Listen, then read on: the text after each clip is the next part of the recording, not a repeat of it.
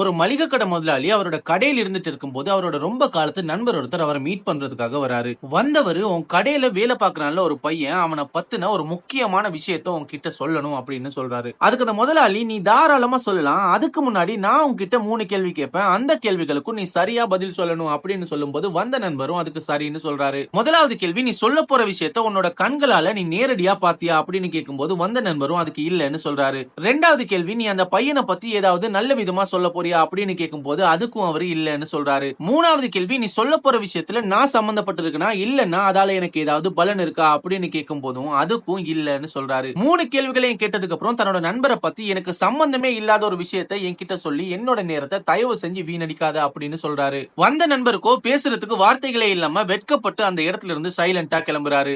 யார் ஒருத்தன் இன்னொருத்தரோட குறைகளை பகிரங்கப்படுத்துறானோ அவனோட குறைகளும் கூடிய சீக்கிரம் பகிரங்கப்படுத்தப்படும் அப்படிங்கறதுல எந்த விதமான சந்தேகமுமே இல்ல.